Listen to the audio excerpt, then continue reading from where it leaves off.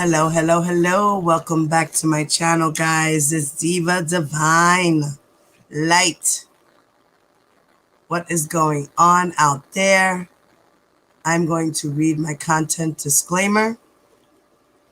The views and opinions expressed in the media or comments on this channel are those of the speakers or authors and do not necessarily reflect or represent the views and opinions held by this channel's broadcaster, and that would be me, your host, Diva Divine Light. Due to the social nature of this broadcasting channel, videos may contain content copyrighted by another entity or person. This channel's owner claims no copyright to said content. The broadcaster of this channel cannot be held accountable for copyrighted content. The broadcaster of this channel is a messenger and sharer of information and strives to verify but cannot warrant the accuracy of copyrights or completeness of the information on this channel. If you have a complaint about something or find your content is being used incorrectly, please contact me, Divine Light, prior to making a copyright claim. Any infringement was not done on purpose and will be rectified to all parties' satisfaction. What's up, what's up, what's up, everyone? Let me take my claimer out. Sorry, guys. Boom. There we go. And we are going to continue where we left off earlier today.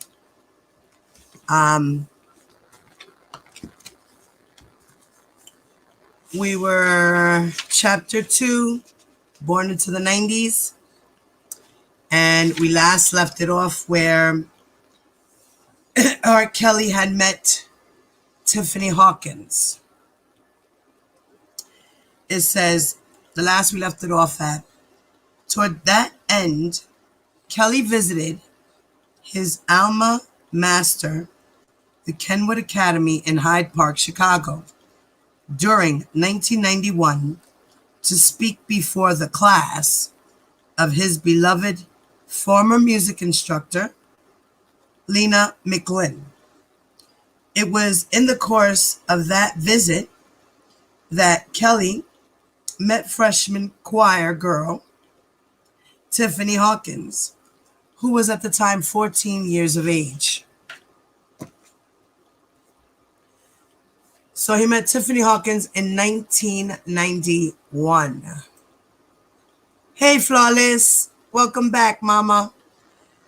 I'm glad you're here with me, baby.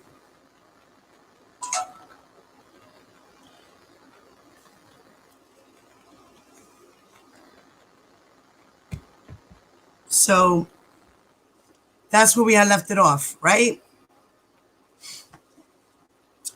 Now, the two would go on to begin a relationship that would, in its early stages, not address Hawkins' virginity, but still would involve other sexual contact.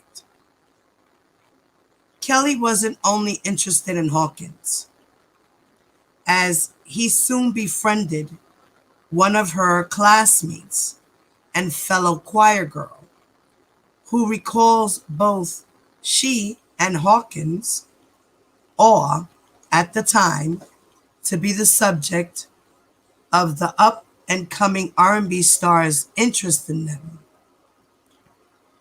We were ugly little girls compared to what he could have had.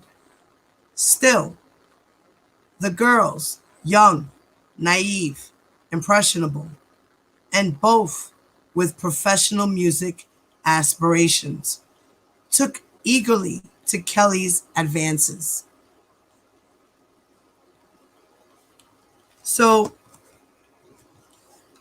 Not only did he mess around with Tiffany, but he decided, hey, baby,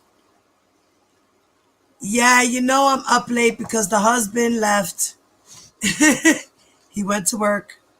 The kids are in bed. And I'm going to continue my reading. There's no noise in the background. No crazy shit going on. Nobody cursing at the game. You know. So now's the perfect time.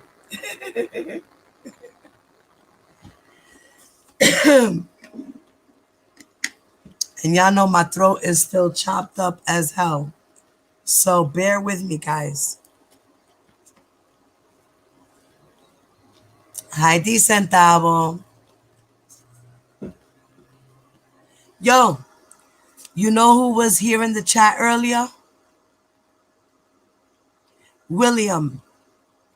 Do you remember the guys that used to live up the block?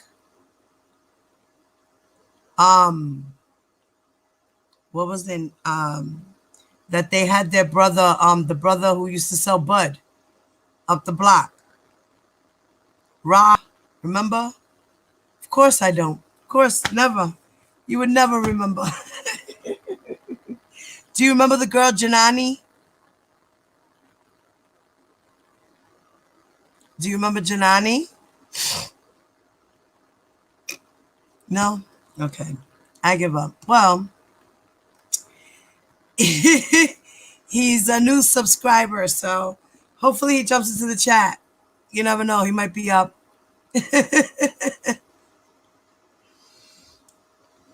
So, all right.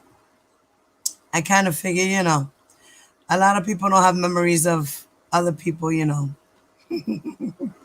People be like, yo, what's up, Estelle? You be like, who the fuck? Who's that? Yo, remember me? It's Jose. I knew like a million Jose's. Okay, yeah, what's up?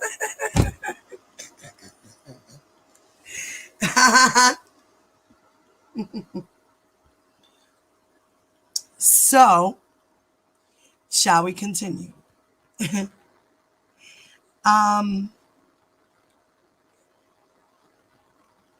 Establishing an MO and a blueprint for the process by which Kelly would recruit his teenage subjects of seduction in the years to come. Exactly. I don't know you, man. Go that way. In my big pun voice, okay? Let me see here.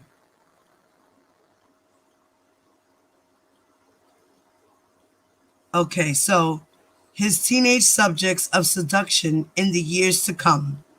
Hawkins, classmate and fellow seducee, recall that at first the singer was real sweet, like a big brother.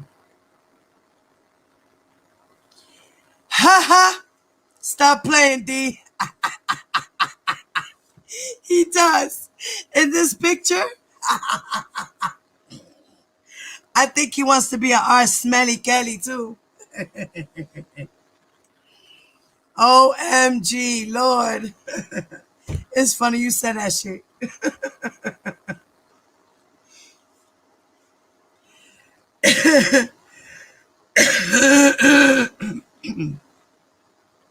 Yo, my throat is killing me, y'all.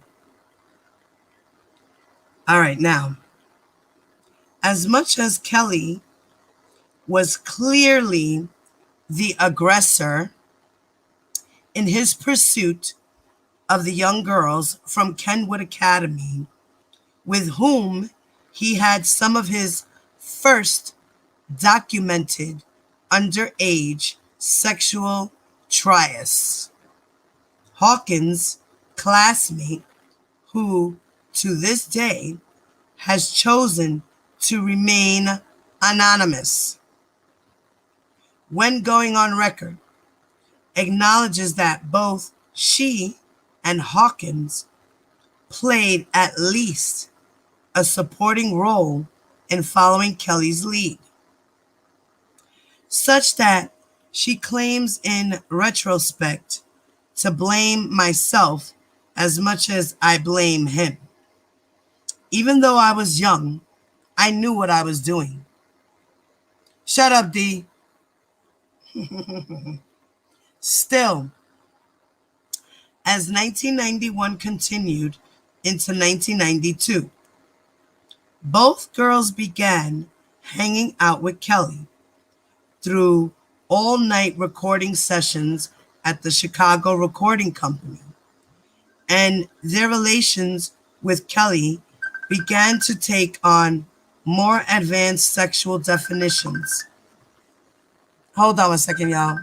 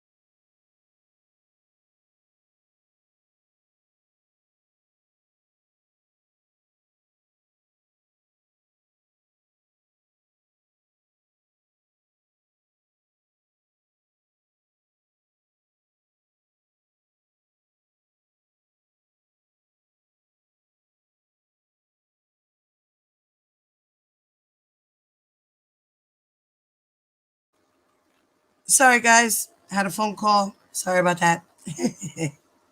All right, so there's another girl that was in the disposition of Tiffany Hawkins, and Aaliyah was also one of the girls as well, and Ebony Wilkins, as well as some other girl named Green. Her last name is Green. Now, says that as 1991 continued into 1992, both girls began hanging out with Kelly through all-night recording sessions at the Chicago Recording Company, and their relations with Kelly began to take on more advanced sexual definitions. As Hawkins and her classmate began to genuinely feel that their interaction with Kelly might bear some musical fruit. Both believed this in part because Kelly made it clear that he was in such a position communicating to both girls that he could make them proteges. Kelly while enticing the girls into a more intensified sexual relationship, baited them along with gifts and a Mr. Nice Guy routine that often, according to Hawkins' classmate, included anything we asked for. What's up, Ty? But we weren't going to ask for much. A pair of Jordans or $100 was a lot of money to us. He treated us very well. As Kelly's affair with Hawkins and her classmate intensified, they, as documented in Hawkins' 1996 lawsuit, had sex with other underage girls in his apartment at 9S Wabash and 185 North Harbor Drive, and other locations in Chicago. So R. Kelly had a couple of apartments when he first started. So, and I guess so it was Chicago Tracks is where they used to record, right? I believe that's what Craig Williams said.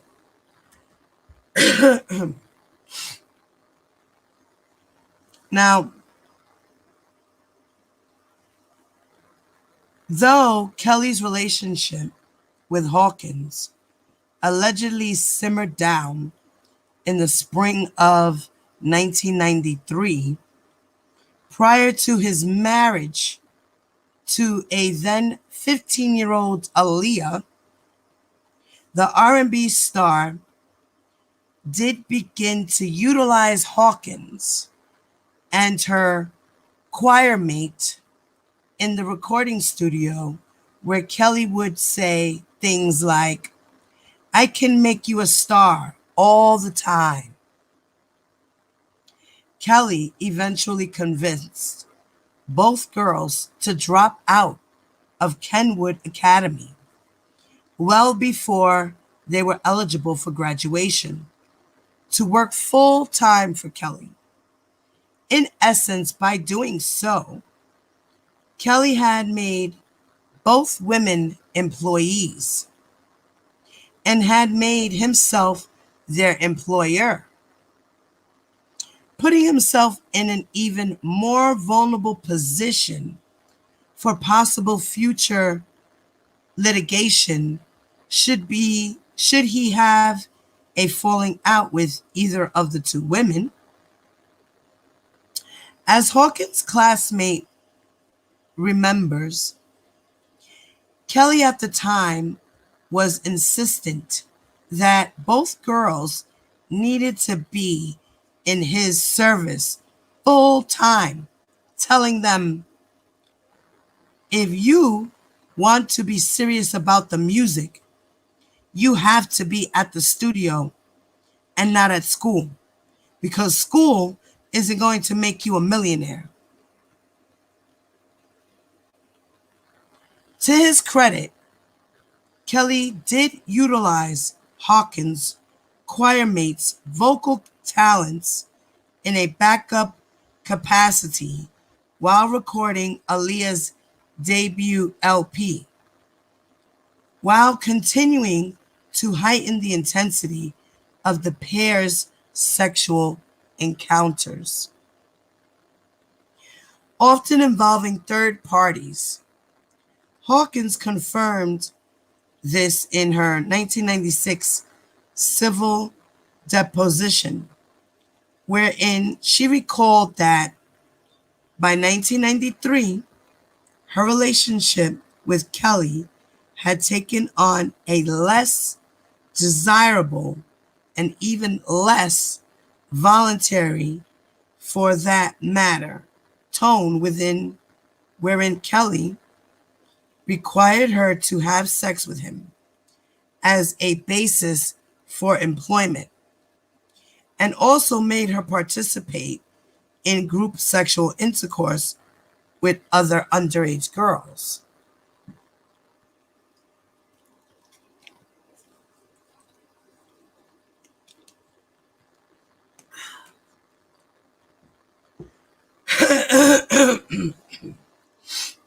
So he's sitting there. He convinced these girls to drop out of high school because he promised them they would be big stars. He demanded that they needed to be there to work for him and to service him anytime he needs it. So he needs them there full time. And Tiffany's relationship started in 1991. And so did her friend, whoever this other girl is.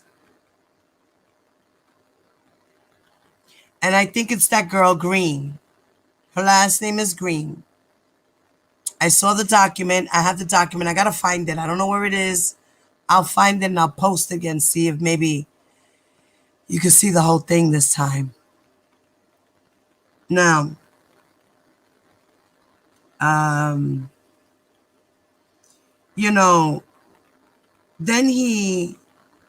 and this all happened before he started with Aaliyah.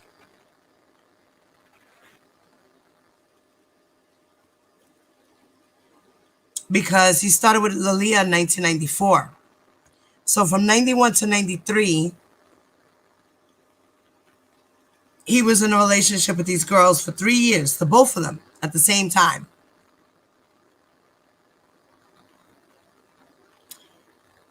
And he employed them. So for them having sex was a basis of their employment. So that was part of their employment. That was part of their duties. Be backup singers. Be here when I need you to have sex. And do as you're told. That's it. And I'll give you sneakers, money, whatever it is y'all want. Just be here. See? He was prostituting them. And they were turning into prostitutes. They were his prostitutes without them even realizing it.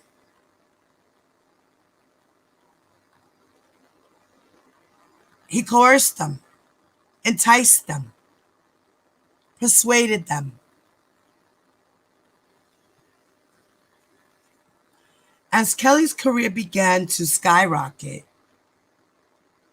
with the success of his debut LP, Born into the 90s, he continued his relationships with both girls,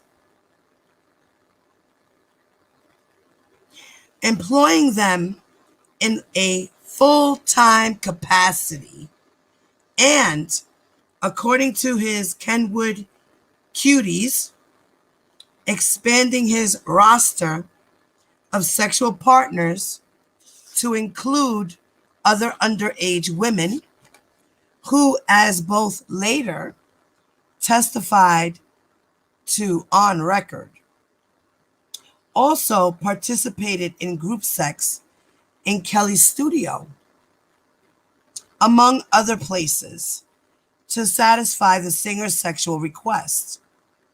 In the course of one such tryst, Hawkins' classmate recalled that she once had sex with him while he simultaneously fondled Hawkins, who was age 15 at the time.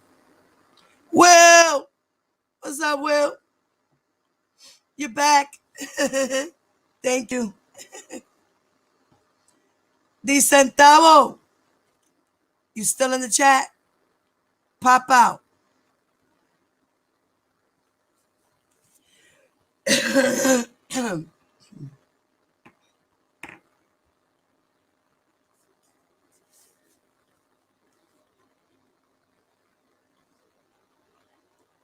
D Centavo, you still there? Pop out the chat, bro. Will, I have a question for you. Do you remember Amy and Anthony and Cookie and Elizabeth?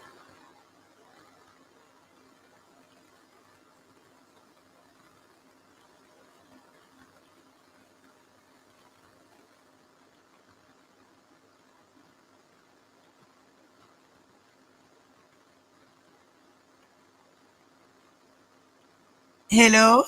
Are you there?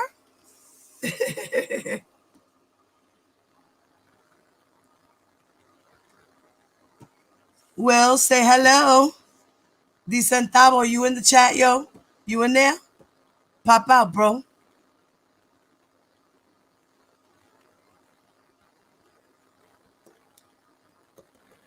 All right. Did you hear what I said to you, Will?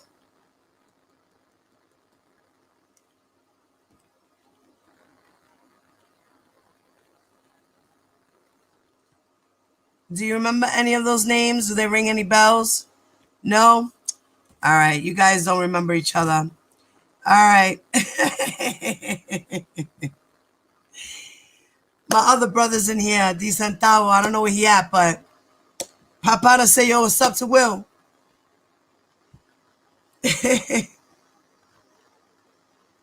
How's your mom, by the way, Will?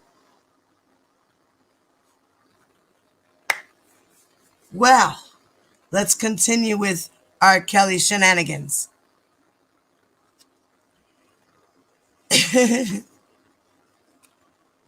So, they would also participate in group sex in Kelly's studio, among other places, to satisfy the singer's sexual requests. Oh, you didn't hear what I said? I said, do you remember Elizabeth? Do you remember Cookie? You remember Cookie, Amy? Do you remember them?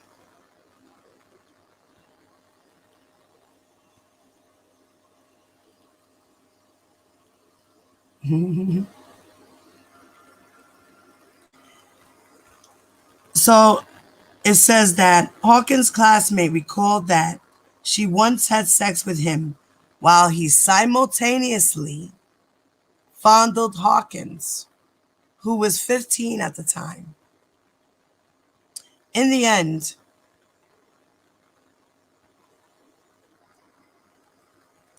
I can't blow up the last name. Not on YouTube. But they used to live in Lewis's building. You remember Lewis, Freddie? You remember them, right?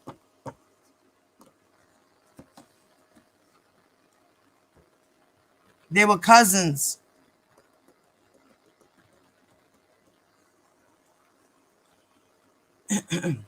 In the end, Kelly appeared to have been doing nothing more than playing an elaborate game of tease, leading both girls on for the better part of their adolescence by waving the promise of a genuine chance at stardom before each woman's eyes in exchange for fulfilling Kelly's sexual indulgence and engaging in a careless pattern of disregard for their own welfare along the way.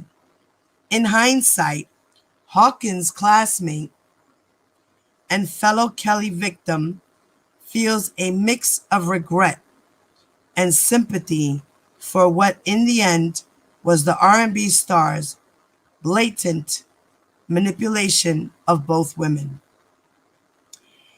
He hurt me by not helping me out and telling me to drop out of school. He told me and Tiffany both at 16, that's like a dream to us to work with R. Kelly. So we listened to him. I think it's a sickness. Guinea's Mint, hello. How are you, honey? So you remember those names, Will?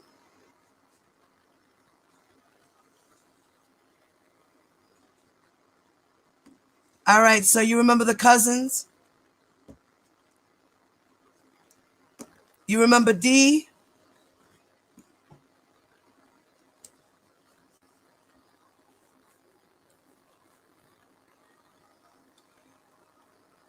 Okay, well, yo, yeah, he's I don't know if he's in here,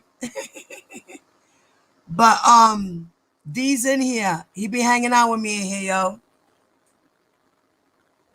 His name is D Centavo in the chat. So if you ever see him, you know he's D. Remember, he was the older brother, Derek. Remember Elizabeth and Amy?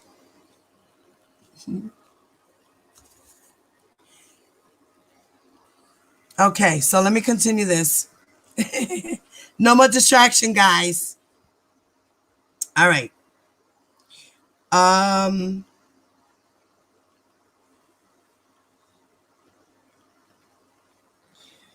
During the period following the release of Born into the 90s and later in 1993, his solo debut, Kelly would begin his professional and personal collaboration with Aaliyah.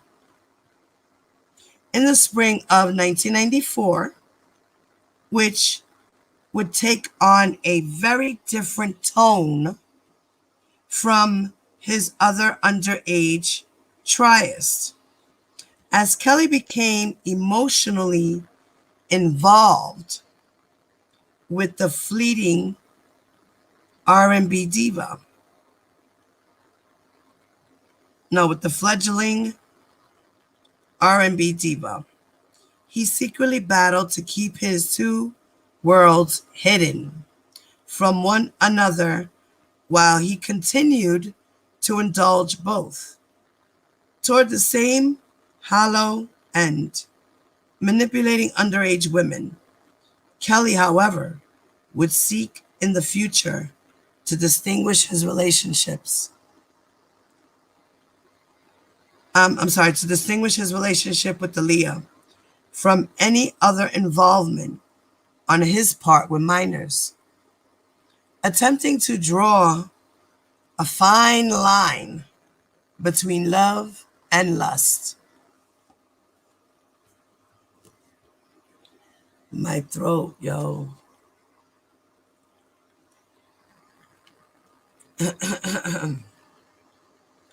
Oh, you saw him early in the chat?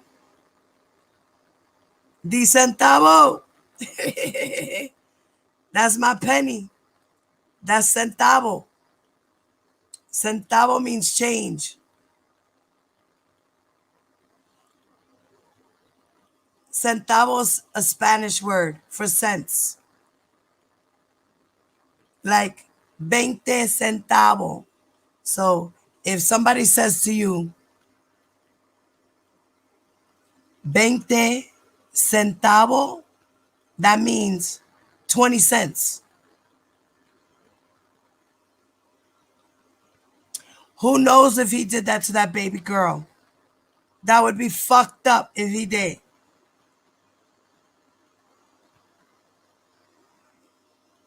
That would be fucked up if he did that.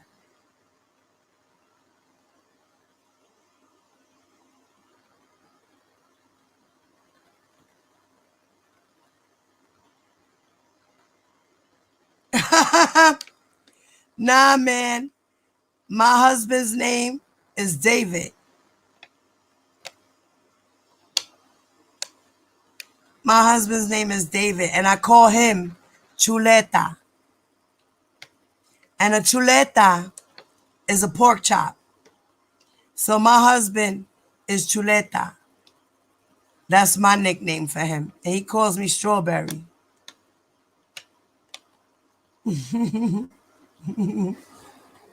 And D Centavo is my brother.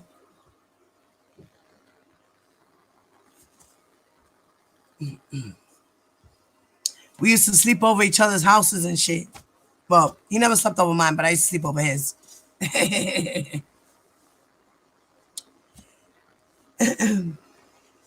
Now we are on chapter 3, guys. Bump and grind.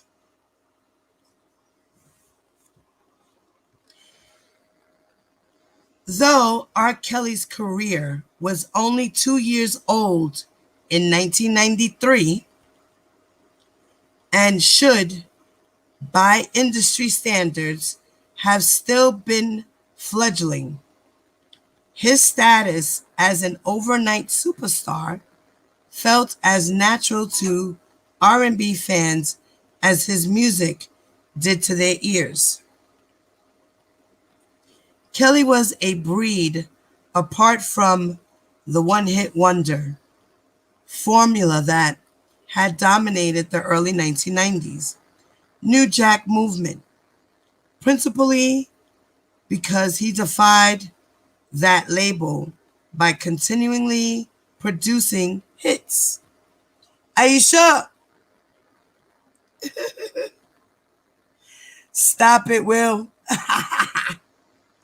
Additionally, Kelly was drawing ready comparisons to Prince based on his extraordinary talents, both on stage and in the studio behind the boards. Not only could he dazzle audiences of screaming women night after night, but he also dazzled record executives with his ability to compose and produce top 10 hits, as well as play the majority of their instrumentation single-handedly.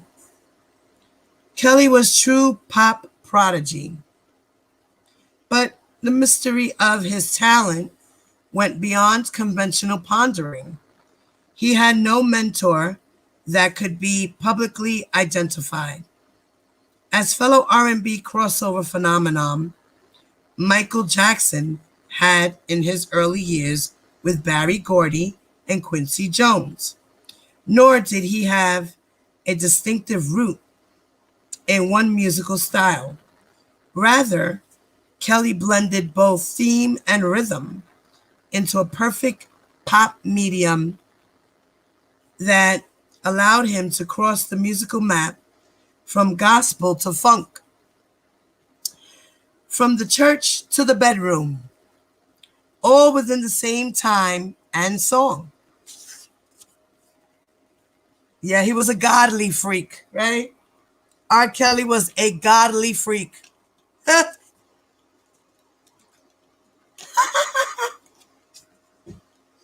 Okay?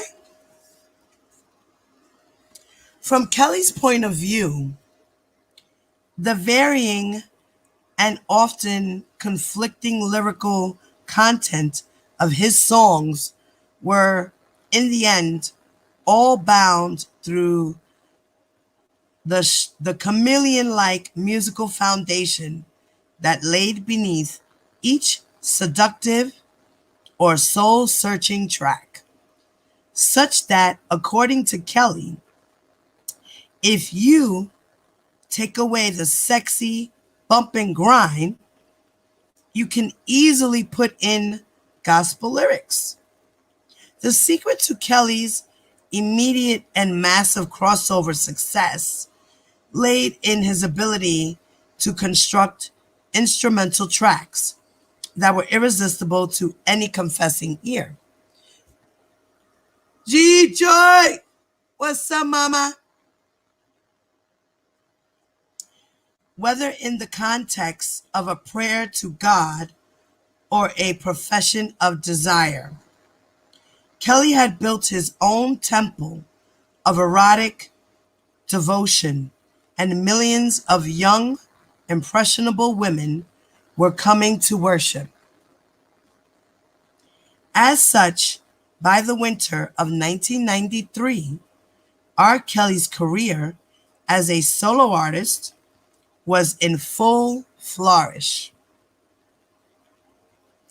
His debut album, LP 12 Play was released in November following his group Public Announcement's debut, Born into the 90s. Certified platinum by the early spring and triple platinum by the summer of 94. Kelly had quickly begun to distinguish himself from the mediocre pool of R&B leftovers from the late 1980s like Bobby Brown, whose follow-ups to smash hits like Don't Be Cruel were underperforming. As well, he stood apart from the newer crop of recruits like Color Me Bad and Silk, who were turning out to be one-hit wonders as R&B was still finding its commercial footing in the early part of the new decade. As a result, Kelly was in essence charting a new course for top 40 R&B hits by creating his own genre of crossover, one that perfectly mixed the traditional components of an R&B hit with a new sexual boldness that did away with the need for subtly. I can't even say that word. Kelly's sound was uninhibited, erotically timed to perfection, vocally precise in conviction, and too rhythmically smooth for any listening ear to resist, such that the freedom he created in his process allowed Kelly to musically soar, taking his career right along for the ride.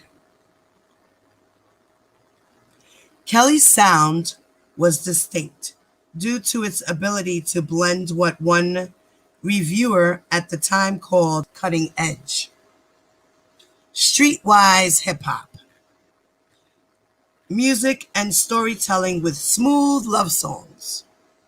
That formula would help to push 12 Play to platinum status by the end of the year, producing international top 40 hits with Your Body's Calling, Sex Me, Parts 1 and 2, She's Got That Vibe, and the album's biggest smash, which would go on to revolutionize R&B's crossover and became Kelly's signature concert smash, Bump and Grind.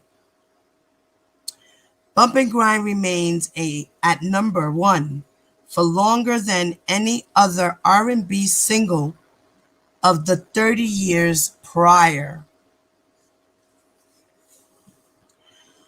On stage, Kelly was dubbed by Ebony Magazine as the Prince of Pillow Talk, who dropped his pants during his concerts to the delight of thousands of screaming women.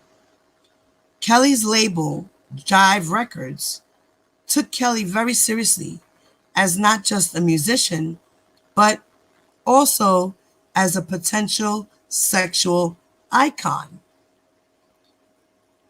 From the outset of his career, marketing him in a manner reminiscent of the male pop crooner superstars of the late 1950s and 1960s, such that, as one label executive, Wayne Williams, reasoned, Elvis had a magnetism about him with women, and Rob has it too. He's a star of that nature. According to Kelly, his philosophy for capturing the intensity of his recorded music on stage involved achieving a mirrored intensity between the on-stage delivery and the audience reception, such that his largest challenge was to make every show feel special to the fans who show out to see Kelly. Sometimes every stage looks the same, but when you hit the stage, everything lights up. You've got to really love this profession to get with it. And I really love this. I don't do a lot of interviews on the road because the show takes a lot of concentration. It takes a lot of energy. Rest and total concentration are necessary. Every show I took at like a Champions game. On the stage, Kelly made sure the crowd had fun, but off stage, Kelly was all business with his large entourage of nearly 20. Wow. He was walking around with an entourage of about 20 deep.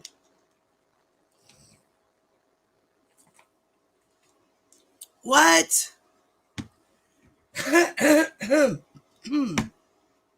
Wow. That's a lot of dudes.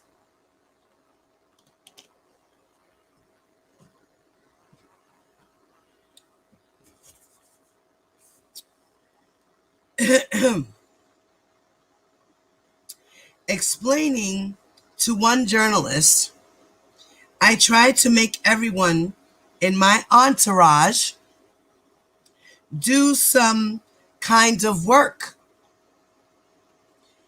So he has stated in an interview, okay, one man ain't no enterprise, right? Okay, so his entourage of 20 plus his bodyguards, manager, that must be his entourage.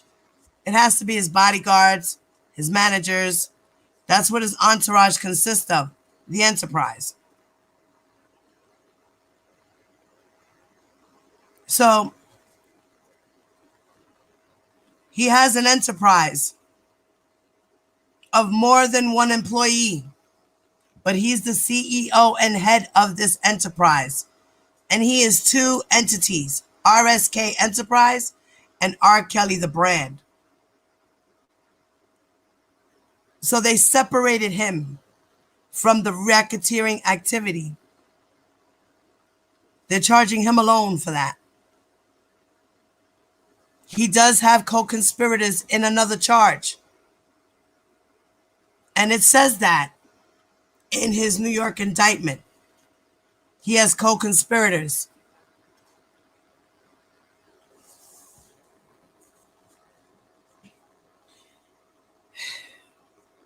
I try to make everyone in my entourage do some kind of work.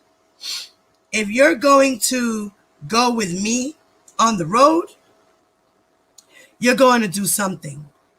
There's no dead meat. I just like to see the people with me working. When we go to the mall, I want them to be able to buy something on their own. I don't want them to be looking at me. So I give them a job. Kelly undoubtedly felt a raw connection to his fans that could only have been achieved through a hard work that garnered a legitimate intimacy and connection between himself and his crowd, such that, according to Kelly, it feels good to know you got people depending on you to come out with a song that's going to make them want to make love, have a party, or get up on the floor when it's time to dance. You start to feel like that's your responsibility. Wow.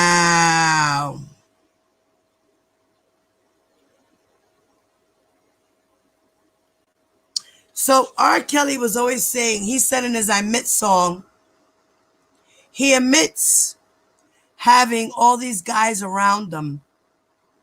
And he admits having them use him for his cigars and drinks. Right? Right? But yet here he says he used all his boys. He made sure that they worked for him and did what they had to do. So what were they doing? And what were you paying them with?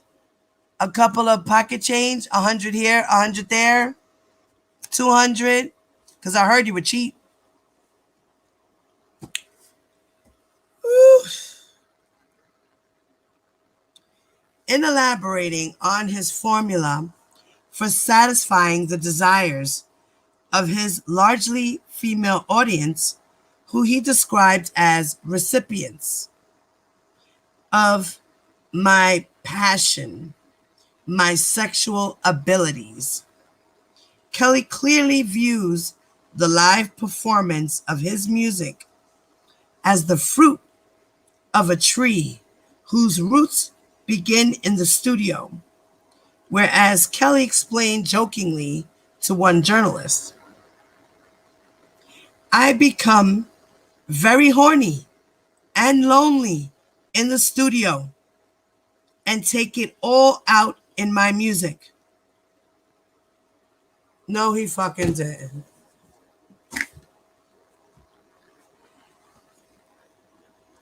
Did he really say that?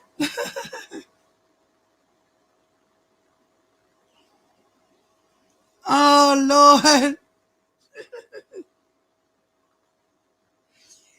Ave Maria, R. Kelly, you give yourself away every time, bro. And then you sitting in jail saying, I'm innocent. Boy, sit down. You're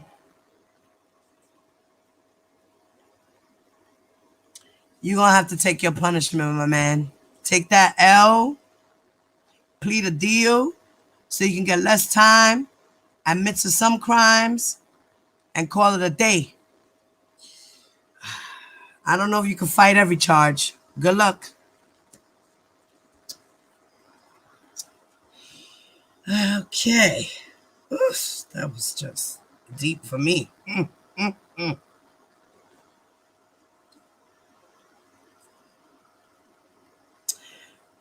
More seriously, elaborating on his composing / producing methodology, Kelly described himself as an in the basement, weird science kind of guy when it comes to my music. I like to work in my laboratory in the middle of the night when the world seems asleep. That's how I come up with my own twisted ideas, my little schemes, my little hooks. I and my music have an understanding. I never get in its way. I let it breathe. I never hassle it or force it to do anything. That way, we will stay married. Oh, God. Really? What? R. Kelly. R. Kelly, Kelly, Kelly. Yo, you give yourself away all the time. Your words. You definitely have the gift of gab. I think that if I would have met R. Kelly at 14 or 15 years old, I would have definitely been his victim. He would have moonlighted me with all that shit. I would have been his victim. Holy shit. His gifts of gab and words are remarkable. What else can I say? What else can I say? Wow. That is some shit. Mm-mm-mm. So, like, I forgot which one of the ladies said, but one of the girls said, I think it might have even been his wife, that said he was married to his music. And these females gave him inspiration to write his music. He says it here in black and white, in an article, in an interview somewhere. Wow. Wow. You know what? I probably would have, Will. I probably would have. I probably would have done all that dumb shit. I was abused as a child from the age of 9 to 14. I definitely could have been his victim.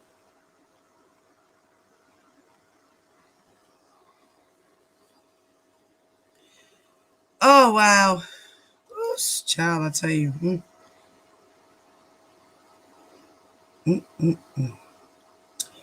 With his first solo album, 12 Play, Kelly had gone out on a long limb in an attempt to redefine what was, at the time, considered cutting edge in R&B, such that in seeking to raise the bar, I was really taking a chance with the concept of this album. I really didn't know if the album would be would be as successful as it's been. But I hoped that it would be. I recorded 12 Play the way I did because of how I was feeling at that time. Yeah, he was feeling what? Horny and what? He said, what was his words? What was his words again? Mm, mm.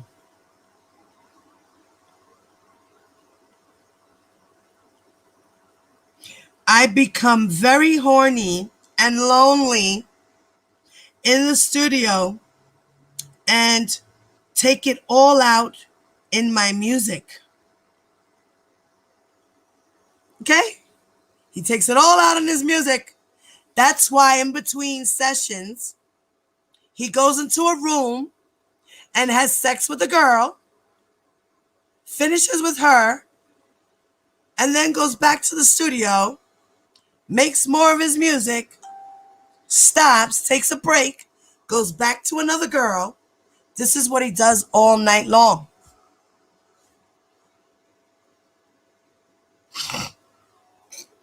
He's his own witness. Yes, Ty.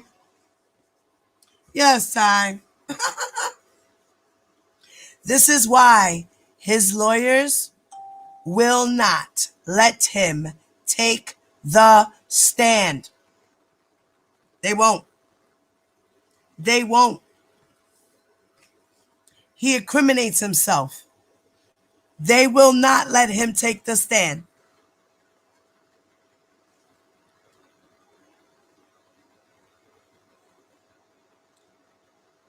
Kelly's gamble had paid off handsomely, rewarding him with the complete confidence and support of his record label and allowing him the artistic freedom to expand his palette from that of a solo artist to a collaborator, a transition rooted both in his talent and his work ethic.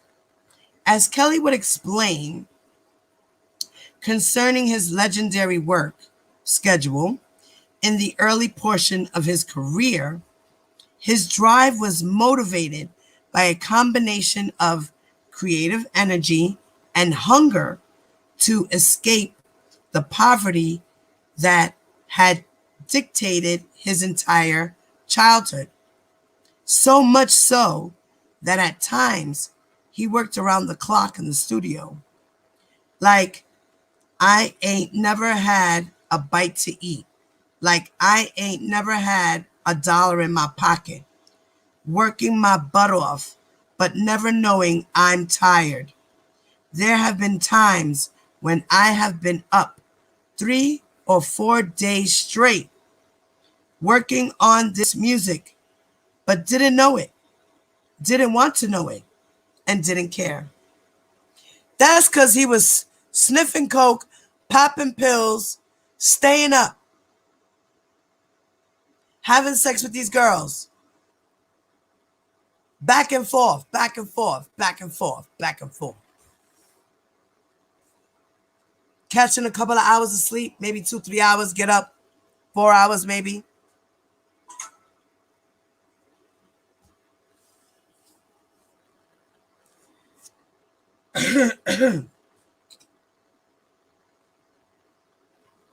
With Kelly's commercial success, word began to quickly spread throughout the industry. One journalist recalled at the time that music insider like Griff Morris, executive director of the Chicago chapter of the National Academy of Arts and Sciences, says Kelly's work ethic has become legendary. Almost everyone in the business knows about his all-night recording sessions. His commitment to music is awesome. Oof, if they only knew all that other stuff he was doing.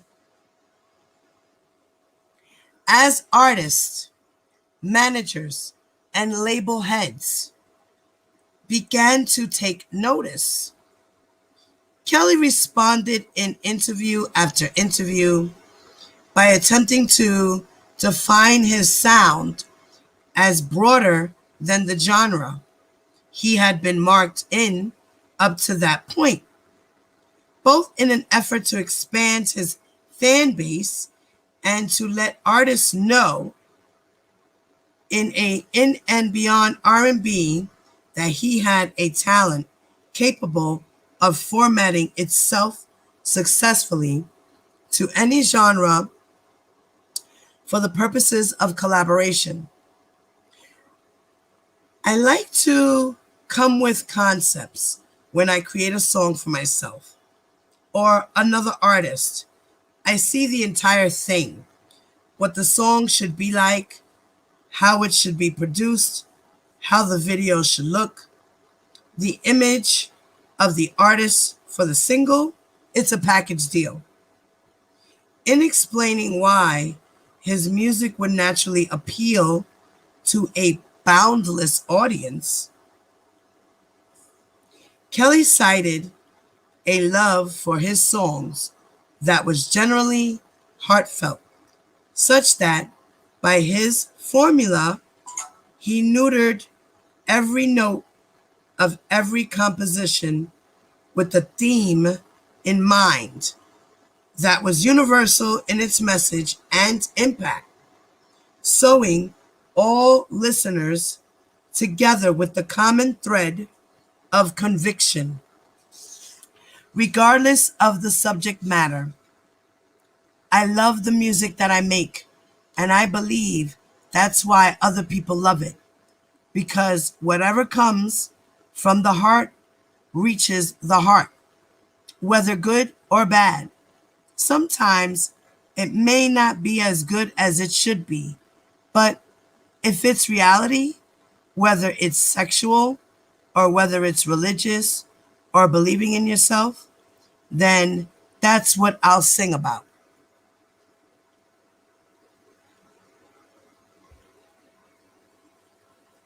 In further defending himself to critics, including his success being ignored by both the American Music Awards and the Grammys, Kelly argued that people are allowed to think what they want, and I have a right to sing about what I want.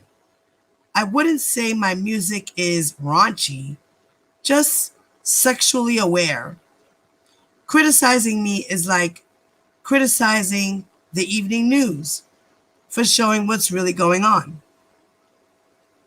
Kelly's philosophy and message was received and affirmed by listeners at radio stations with number one record after record, peaking with the smash success of 12 Play's biggest hit, Bump and Grind, which made chart history in 1994 as the longest running number one R&B single in Billboard chart history.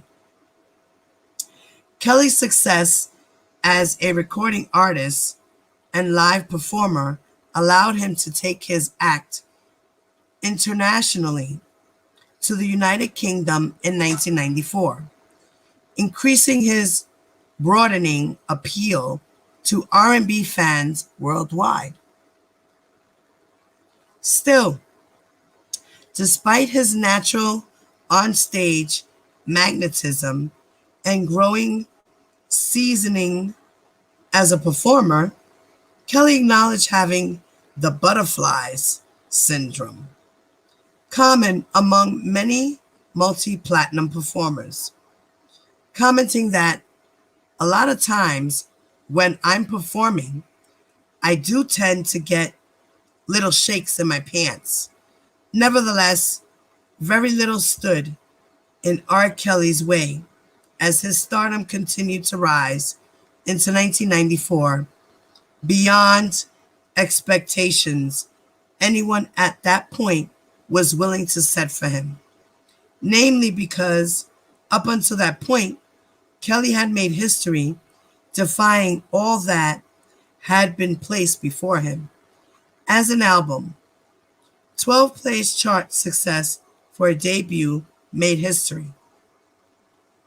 In December of 1993, the album's first single, Sex Me, Parts 1 and 2, was certified gold by March of 1994. The album's seminal single, Bump and Grind, was certified platinum and had hit number one on both the Billboard Top 200 single chart and the Billboard R&B hip hop single chart. Kelly's fortunes richened in the summer of 1994 when his third single, Your Body's Calling, hit the Billboard Top 10 and was certified gold, while its parent album, 12 Play, was certified triple platinum. Oh, I need another water, guys. Give me a second.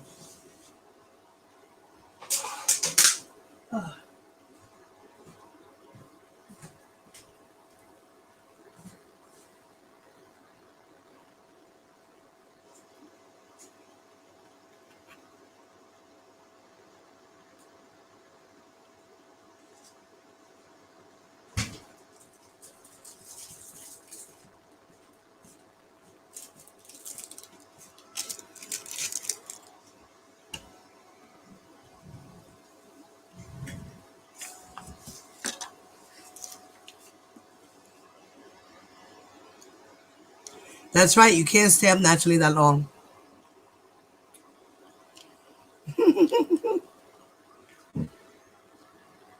Ty said, never mind the victims, he's his own witness. He is.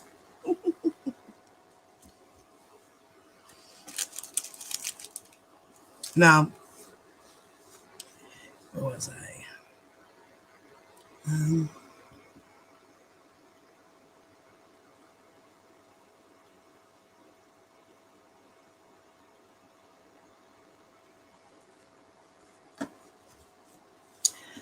Amid all of his success, Kelly was no stranger to the party scene, and he made sure to sow his wild oats while riding the tidal waves of success.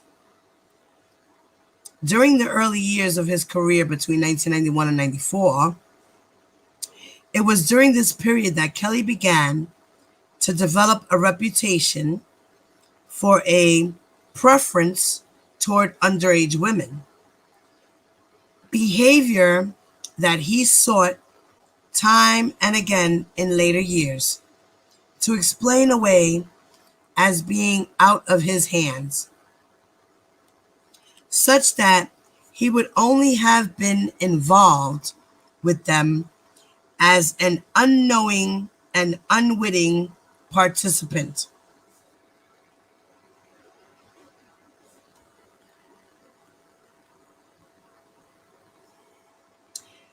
That has always been a question in my mind most of the time. But I'm not going to sit and lie. I'm not going to ID people because most of the times when I meet women, it's in clubs. And in clubs, they're supposed to be 21 and over. A lot of times when I meet a woman, it's coming from an after show party. I go to the party and there are all kinds of women there and they're after you. And sometimes I'm after them too. R. Kelly admitted that he goes after women too. Okay? So just to let y'all know.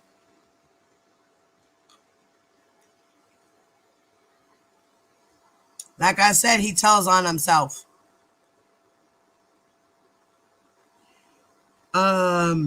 Okay, what was I?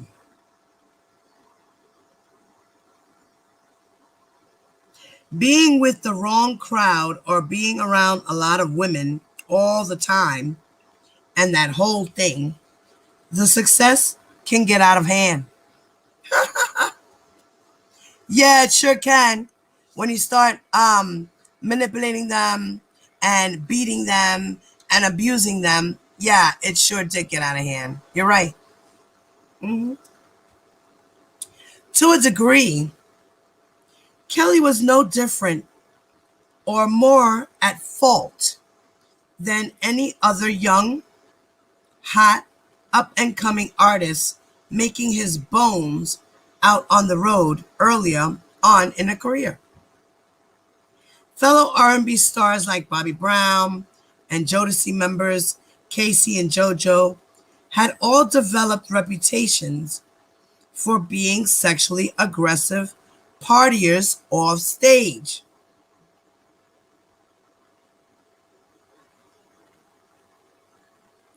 A byproduct of the naturally erotic current that ran through their music and lifestyle from the record to the stage and then onto the after parties. See, this is where he gets that rock and roll shit from. Like, he scouts them, he finds them. You know, this is what guys do. This is what artists do. You know, but if you're going to do it, make sure you're letting the lady know that she's about to have sex. Ask her if she's down for the cause. Ask her if she's over the age of 19. If you see an ID, it might be real, it might be fake. One never knows. If you do it, you do it. Just be careful. That's all I got to say.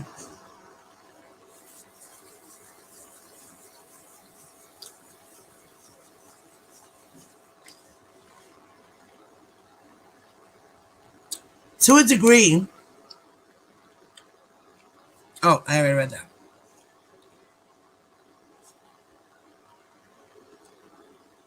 Okay. As Kelly quickly developed a reputation for antics off stage that were as wildly erotic as those he displayed on stage and in song. He clearly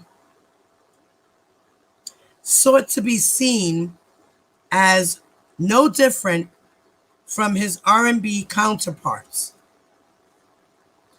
by chalking his rowdy sexual conquests and reputation as a partier and a womanizer up to the inevitable.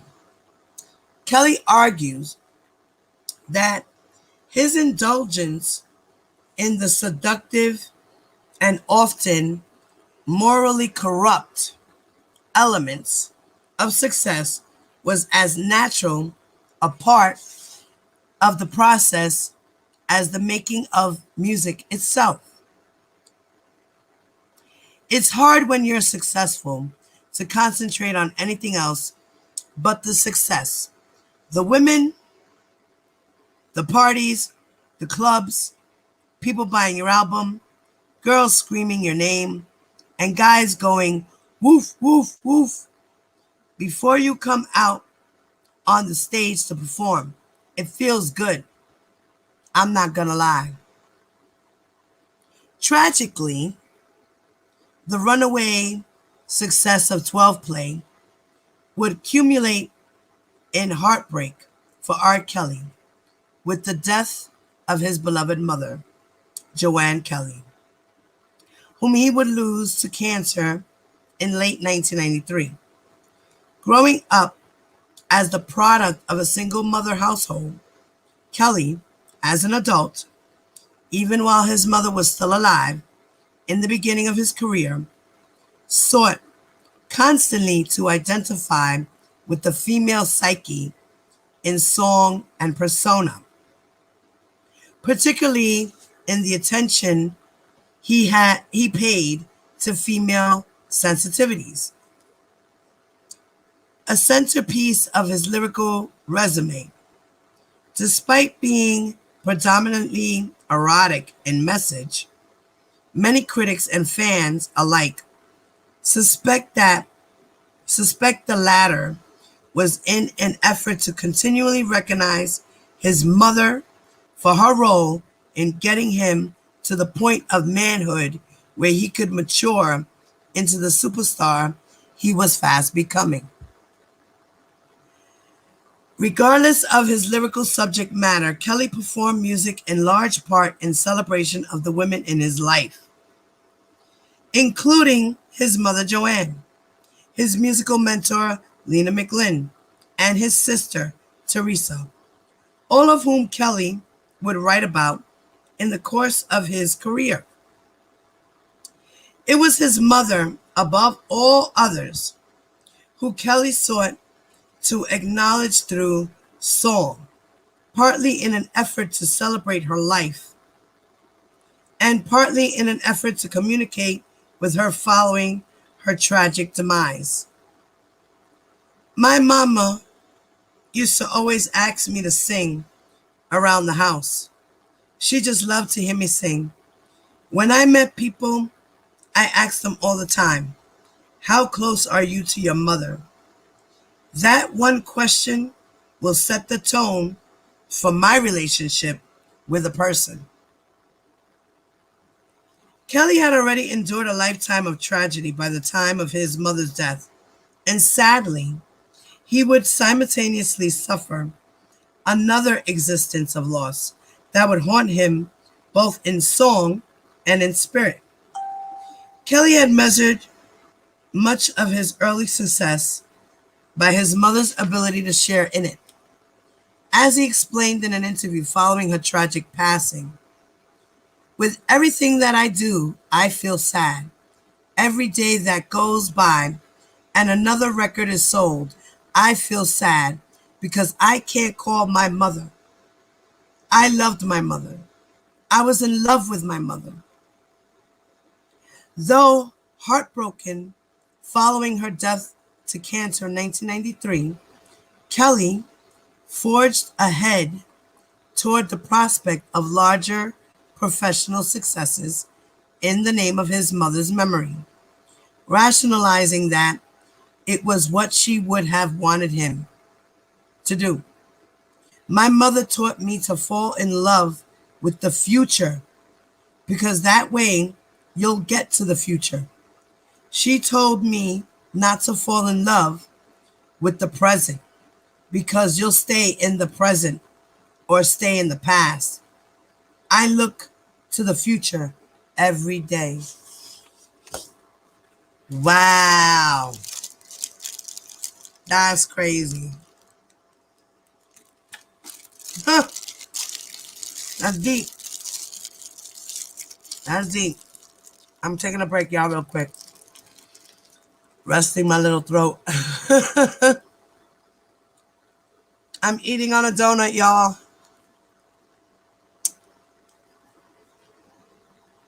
A chocolate donut. So R. Kelly,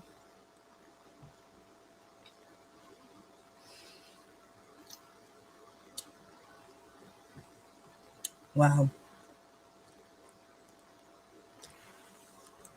So he was close to his mom, as we all know.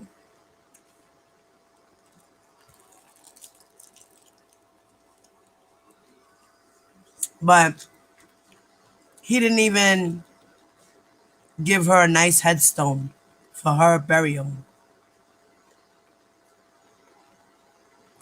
His brothers and sisters and stuff chipped in for a plaque and a stone that goes in the ground with her name. And when his mother passed, he was at the highest peak of his career. He could have bought her a big giant headstone that said, "In love and memory of my mom. You know, we will never forget, beloved mother, sister." You know, he didn't do anything. I love you, Ty. You know, it's crazy.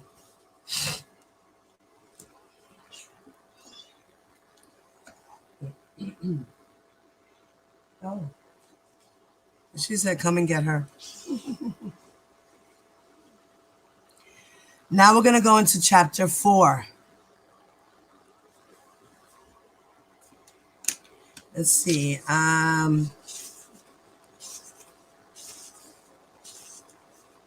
Yeah, we'll go into chapter 4. Maybe we'll finish this. I'm only gonna keep this like a 2-hour live, 2.5 hours, guys. All right. I'm trying not to strain my throat so much. Maybe we should take a song break real quick, just to kind of chill on my throat, right? All right.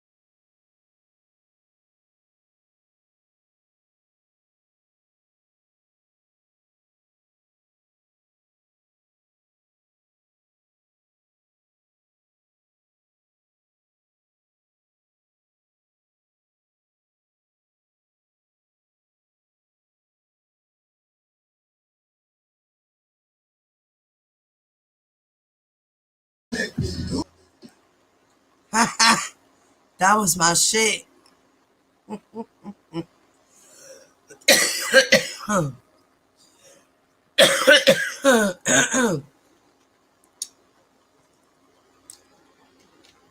Ah.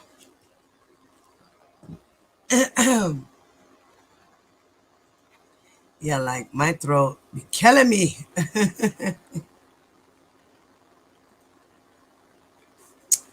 That was my jam. My brothers, my Rough Riders. All right. Chapter, I'm sorry. Chapter 4. Age Ain't Nothing But a Number. R. Kelly and Aaliyah.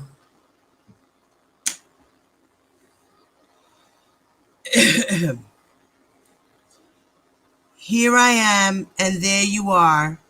Your eyes are calling me to your hole. All you gotta do is knock, and I'll let you in. Then we will feel the passion that flows within. I don't mean to be bold, but I gotta let you know I got a thing for you, and I can't let go. R. Kelly, age ain't nothing but a number.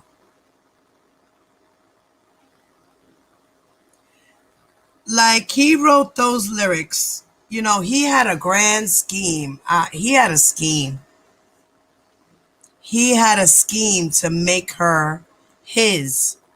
And then he made this song to make it seem like it's okay, because age ain't nothing but a number, to put it out of people's heads so that when he married Aaliyah, nobody would say anything. It wouldn't be an issue.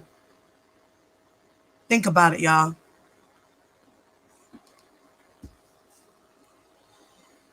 As late 1993 approached, Tiffany Hawkins, with whom Kelly had engaged in a sexual affair since the late 90s,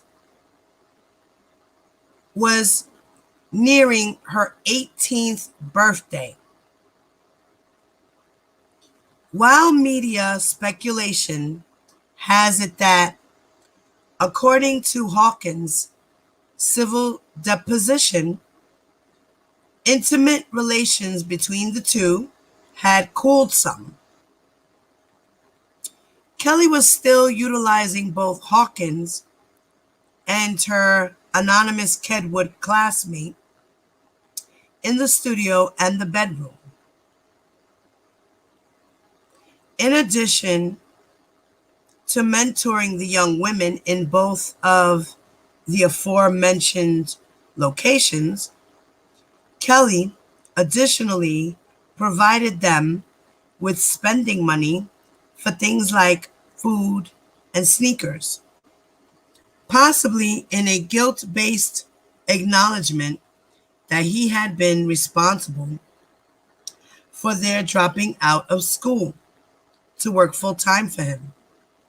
This is supported by admissions Kelly made in the course of his 1996 deposition, responding to Hawkins' lawsuit, wherein he admitted that he employed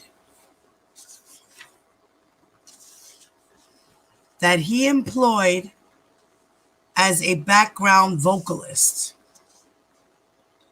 and periodically gave Hawkins small cash gifts and approximately $1,400 in checks. At the time the affair began, while no one can speak with absolute certainty to what was floating around in R. Kelly's mind, he clearly had something long-term in store with the women. His 3+ years affairs with both women speak in support of his long-term intentions.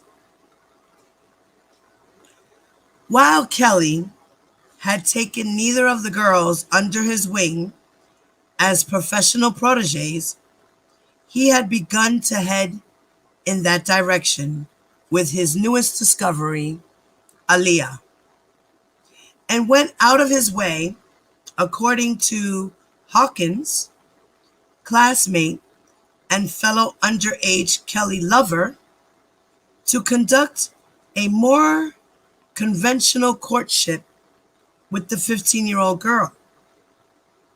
This meant, for one, keeping Aaliyah away and unaware of the group orgies he is alleged to have regularly indulged in with underage women in his studio and home.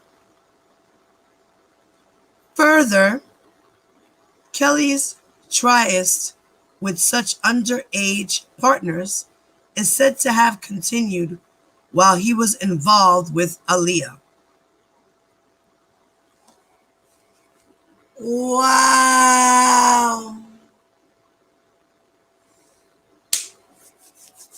So,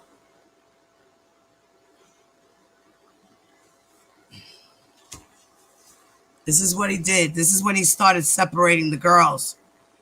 This is when he started separating the girls and realizing he could do this.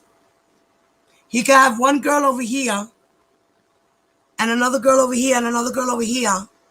They don't have to know about nothing. This is where he started separating the girls on how he treated each girl differently. Because not every girl had the same exact experience.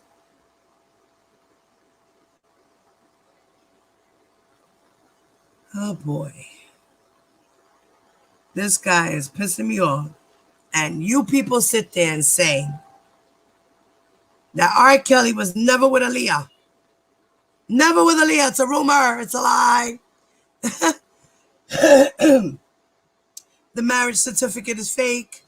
Come on now. Come on now. Let's give that up already. Let's give that up. R. Kelly slept with Aaliyah. R. Kelly married Aaliyah. R. Kelly had his marriage annulled with Aaliyah. That means it happened, but then they took it away. It was something that wasn't meant to be. Oh, boy.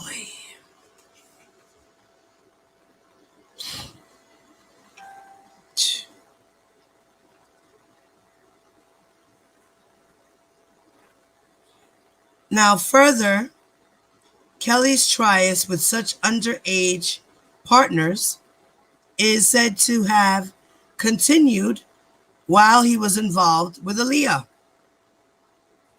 While neither allegations have been confirmed, their vulnerability to speculation is less suspect, as many women, including Hawkins' anonymous friend, have gone on record to point out that Kelly went out of his way to keep the two parts of his life personally separate.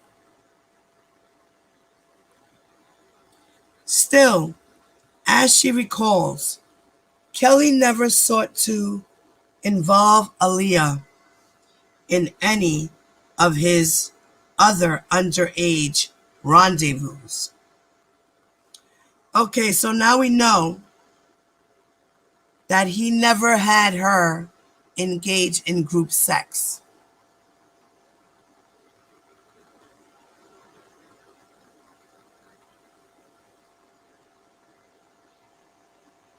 And principally because he genuinely loved her and made her feel like they had a monogamous relationship.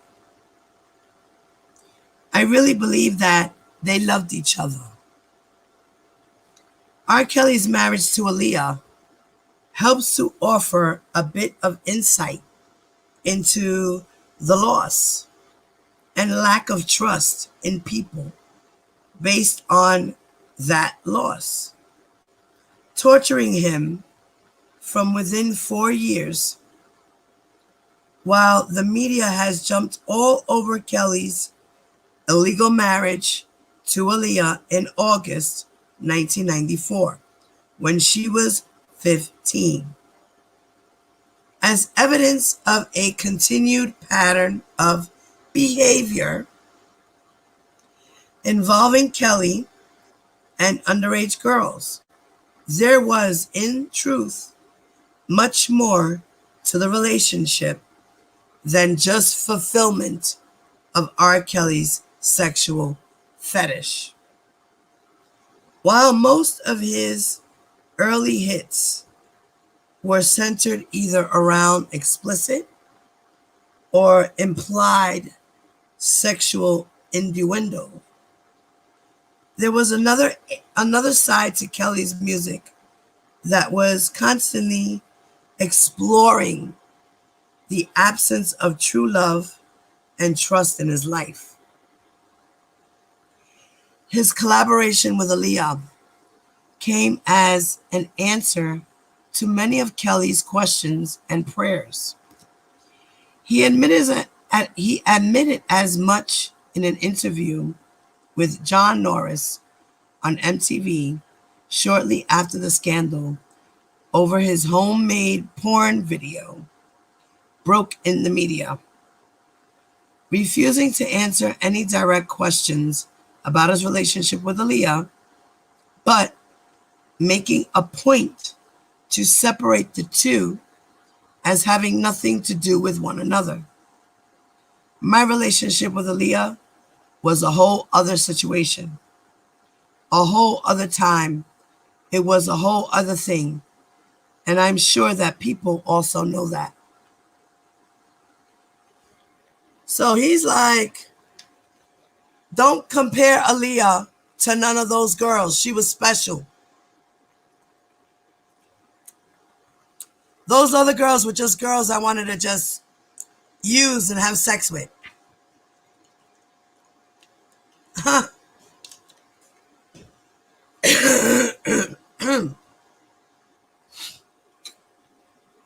You know, this is crazy.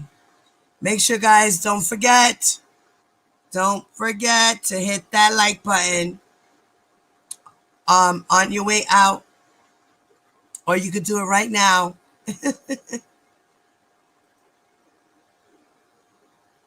That's crazy. Right, Ty, a publicity stunt. That was another thing they say. It's a publicity stunt. Right. Mm-hmm. Oh, boy. Now,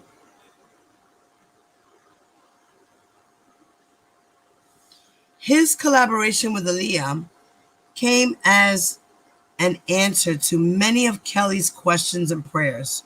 Okay, wait, I said that right.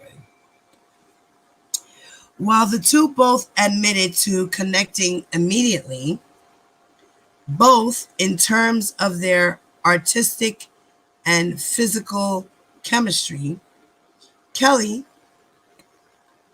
at the time of their introduction, had an underlying desire to be close to a woman again. Sadly, despite the triumph of 1992 and his breakout hit with Born into the 90s, a success that his beloved mother had experienced with him during the early stages of his career, the following year proved to be what Kelly has described as his saddest, with her mortal passing due to losing battle with cancer. Kelly's focus on women as his principal lyrical subject matter went beyond just the sexual. He also sought out love and companionship in his music and displayed an inherent longing for a maternal comfort that would haunt his music for years to come. In an interview following her death, he admitted that the people I trust aren't here, and I don't know anybody's motives anymore. Kelly's relationship with Aaliyah filled several voids while providing him with a creative outlet that allowed him to emote his loss and longing through music. Principally, by serving as producer and principal composer on Aaliyah's debut LP. Kelly was able to exercise some of his own internal frustration and longing for maternal female companionship by connecting vicariously with the female audience on a level that reached far beyond what Kelly, as a male sex symbol, was capable of. It was not a leap for Kelly to try to think inside the mind of a woman as a songwriter, as he had grown up around and preferred the company of women for most of his adolescence, describing his upbringing as one in which he was surrounded by, and thus inspired by women. Mostly my experience with women and my mother's experience with men. I grew up in a house full of women, aunts, a lot of aunts. I've seen them all go through a lot of things with men. Aaliyah had a natural synergy with her audience that came in part simply from being a woman, and as such, her music would touch her female fans in a different way. As there was a pre existent connection between women that Kelly could never naturally forge with, the conflicting messages that his music communicated, he crafted Aaliyah's LP as a means toward revealing to not only his fans, but potential fans he might draw from Aaliyah's listeners.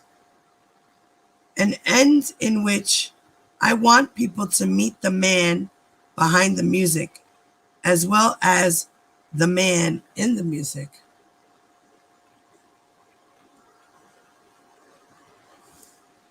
Whether through creative or natural channels, Aaliyah trusted Kelly almost immediately and recalled, "When I met Robert, he came to my house and I sang for him. From there, we went into the studio and started working together. It came out of nowhere, yet it felt totally natural. I was tripped out." As the two artists began collaborating, Kelly took on the role of mentor to Aaliyah in the studio, and she took on the role of nurturer to Kelly's lost soul. The two fell quickly in love, and on August 31st, 1994, at the Sheraton Gateway Suites in Rosemont, Kelly, then 27, and Aaliyah, 15, were married by the Reverend Nathan J. Edmond of Chicago. According to the marriage certificate they filed with the Cook County clerk, Aaliyah lied on the marriage application about her age at the time, putting it at 18 rather than 15. When the two returned to Chicago to complete post-production on the LP, it was not too long before rumors within their circle of friends and business associates began to fly, exposing the nuptials.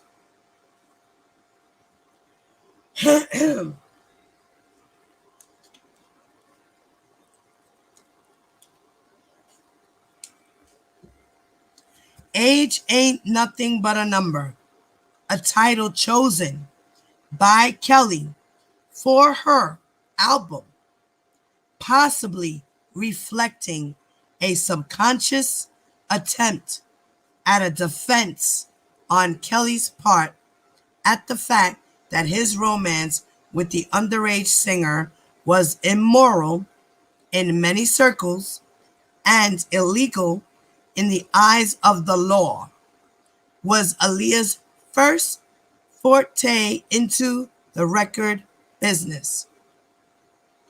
With Kelly as her musical mentor and romantic partner, everything seemed to fall into place based on the synergy between the two artists, specifically reflecting itself in the chemistry their music reflected.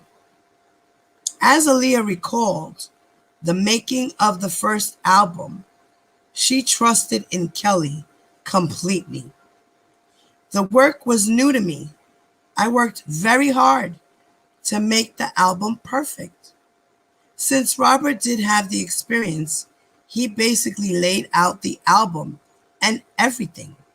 But I do want to write and produce my own stuff down the line. However, before the release of the album, Jive Records publicly, Jive Records publicity machine had already begun fending off media rumors of the illegal union between Kelly and Aaliyah. Now, in the album cover, Aaliyah has the wedding ring on her hand.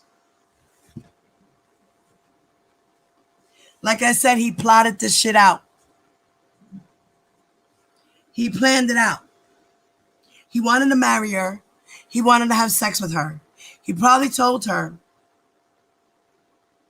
I love you. He probably tried to come in, seduce her.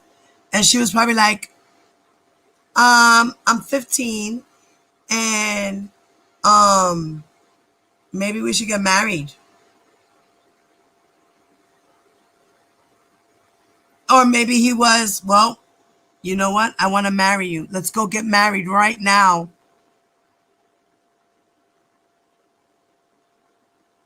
And they went off into the sunset, got married, had sex. She got pregnant. Or maybe they had sex, then she got pregnant, then they got married. Who knows how it really was? This is all alleged. But who knows how the story really went? Wow. I'll tell you.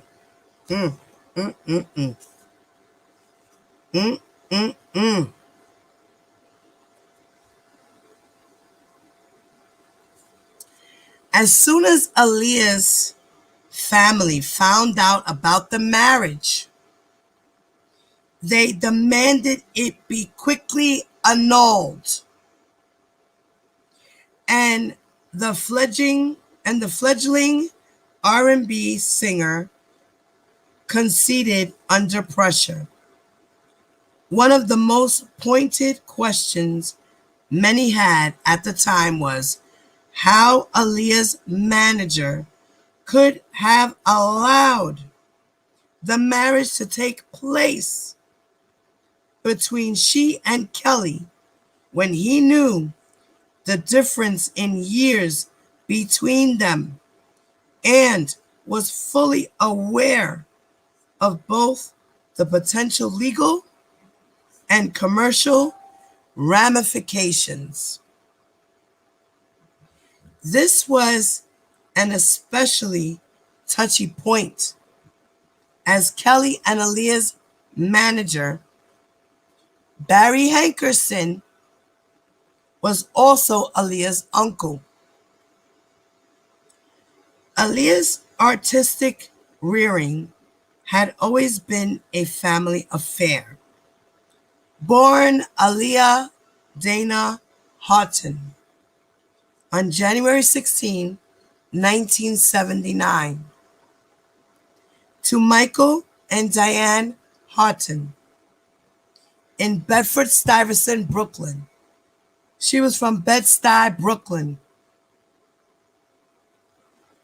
Aaliyah, like most pop stars, showed off her star potential from a young age. Grandmother Mintis L. Hicks Hankerson would testify to this years later, remarking figuratively that Aaliyah was born with a full set of hair. At the age of 5, Aaliyah and older brother Rashad moved with their parents to Detroit to be closer to Aaliyah's extended family, including Uncle Barry Hankerson, who at the time was married to R&B legend Gladys Knight. Aaliyah's mother, Diane, doted on her children so much, I should say, doted on her children so much that she left her profession of school teaching to be a stay-at-home mother to Aaliyah and her brother. Like Kelly, Aaliyah grew up in a musical household, raised on the classics of Marvin Gaye and Stevie Wonder. Aaliyah displayed her musical talent at the young age of 5 by mesmerizing by memorizing the lyrics to Gaye and Wonder's classics and singing them to her parents and brother around the house. Recognizing their daughter's talent for music, Aaliyah's parents enrolled her at the age of 6 in a private Catholic school, elementary in Detroit. This decision was largely based around the school's reputation for outstanding musical production. Aaliyah's first role as an orphan child in the school's production of Annie was credited with convincing the future R&B star that she desired to be an artist. Local and regional performing in and around the Detroit area paid off at just 11 years old, when Aaliyah landed a coveted spot on the nationally syndicated talent show Star Search, where she performed My Funny Valentine in tribute to her mother. Though she lost the contest, she had caught the ear of her mother's brother, Uncle Barry Hankerson, a record executive who took the young performer under his wing and began her flight toward stardom. At the time, Hankerson was married to Gladys Knight, who played a small but pivotal role in encouraging Aaliyah's growth as a performer. Her uncle/manager took Aaliyah at age 11 to Las Vegas to watch and learn from his then wife, Knight, who was performing a series of 5 sold-out solo concert dates at Bally's Las Vegas Casino. Rather than learn from the sidelines, Knight brought Aaliyah on stage, where the two dazzled the crowd with a duet of Believe in Yourself. In the course of the same series of performances, Aaliyah dazzled Knight's audience by belting out the solo number, Home. Aaliyah reported years after the experience that the most vulnerable lesson she left with was fundamentals on how to perform before a crowd. It was Kelly who would later nurture Aaliyah along as a songwriter and artist in the studio. But before Hankerson introduced the two, he signed Aaliyah to his management slash production firm, Black Ground Enterprise, at the tender age of 13. So she got signed at the age of 13. Therefore, Aaliyah's career remains a family affair as her mother, Diane Horton, went on to act as her personal manager. Her older brother, Rashad, as creative consultant. Her cousin, Jomo Horton, served as executive producer on later albums. And in addition to continuing to act as her business manager, Uncle Barry Hankerson assumed the role of CEO of her label, Black Ground Records, distributed through Jive Records. 2 years later, at age 15, following the writing and recording of Aaliyah's debut album, Age Ain't Nothing But a Number, Aaliyah was clearly still coming into her own as an artist and still developing an awareness of her own boundless talent. Recalling that as that first album was coming to a finish, I was listening back to the tracks, thinking, wow, that's really me? This is how I am and how I sound? I remember how nervous I was right before Back and Forth came out. It was my first single, and I kept wondering if people would accept it. When it went gold, I had my answer, and it was such an incredibly satisfying feeling. The success of the album's first single, Back and Forth, would be an ironic one in that when it landed atop the Hot 100 single charts, it knocked her mentor's number one hit at the time, Your Body's Calling, to number 2. As the album introduced and then steadily expanded Aaliyah as a pop sensation to the teenage masses, light was continually made in the music media of her marriage to Kelly, which by this point had been quickly annulled.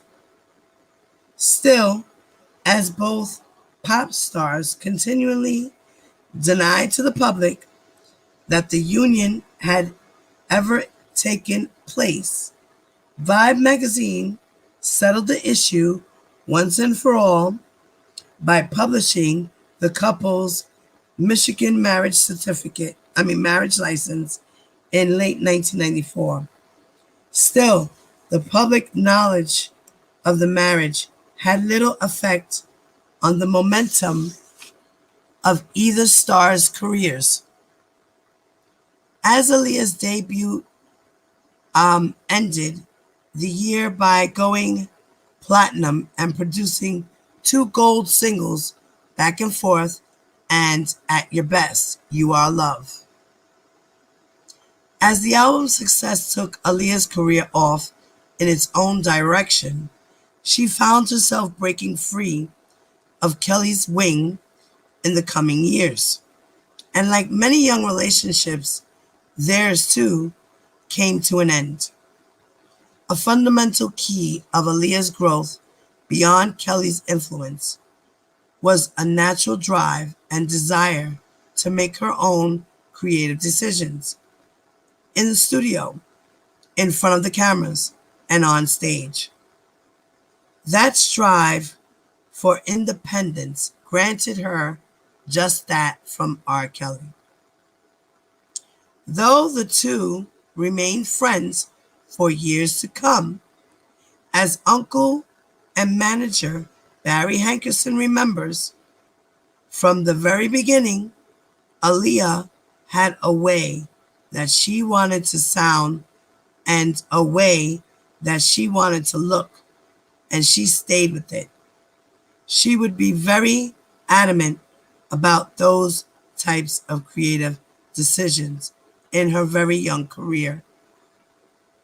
Even as Aaliyah moved on in her professional life, she never lost sight of Kelly's influence, but did manage to put it to professional rest as she looked to the future. In looking back, Aaliyah would later recall her debut LP as the foundation that launched her, but would never lose sight of what she felt she was capable of in her own right in future work. I don't think about my previous success. I'm happy that the work I've done in the past has been very successful. All I can do is leave it in God's hands and hope that my fans feel where I'm coming from. I took the time out to give my all. For Kelly, the relationship was not a mistake, as many in the media would later label it, but rather a cherished time in his life that he continued to treasure and protect from public scrutiny for years after it ended. Even in the wake of the pop singer's tragic death in a plane accident in 2001 and the revived attention his own troubles would bring to the union, in the end, it was obvious that Kelly was not just seeking to protect Aaliyah's memory, but also his own memories of their time together, as one of the first times since his mother's passing that he was able to share in true love with a woman. Aaliyah is gone now, and out of respect for her and her family, I will not discuss my relationship with Aaliyah. As a closing footnote to the couple's relationship, Aaliyah officially closed the book on she and Kelly's union in May of 1997. When she petitioned the court to have the records of the wedding expunged, Kelly's publicist, in the marriage's aftermath, has chosen to characterize Kelly's perspective on the union as something of an acknowledgement that it was a mistake, at the very least, in that both were too young, especially Aaliyah. The marriage ended with, maybe we're over our heads, maybe this is too much, maybe we need to go our separate ways. I love you. I always love. I always will. I wish you the best. But maybe we just jumped in way too deep into this thing. And she went her way and he went his way. If only all of Kelly's troubles with underage women could have ended so simply. Wow. So, guys, that was a deep chapter. Now I'm gonna leave it off here. The next chapter is I Believe I Can Fly. I will continue maybe tomorrow. I'll jump on here early in the day and or maybe even late in the evening. It might even be late in the evening because it's better when it's quiet. So it'll probably be 11 o'clock at night again. That's what it'll be. It'll probably be 11 p.m. Maybe 10:30ish. Let's see. I'll schedule it. I'll figure it out. All right. Thank you guys so much for coming. So now we know that Aaliyah was 13 when she first met R. Kelly. And she probably started with him at 14 and married him at 15 and divorced him at 16. Oh, boy. Yeah. Yeah, I could definitely see that. Definitely. And the mother and the father didn't know anything about the relationship. Everybody was keeping it a secret until the whispers got to the parents. So that's just sad. So good night, everyone. Thank you so much once again for coming. Please do not forget to hit the like button on your way out.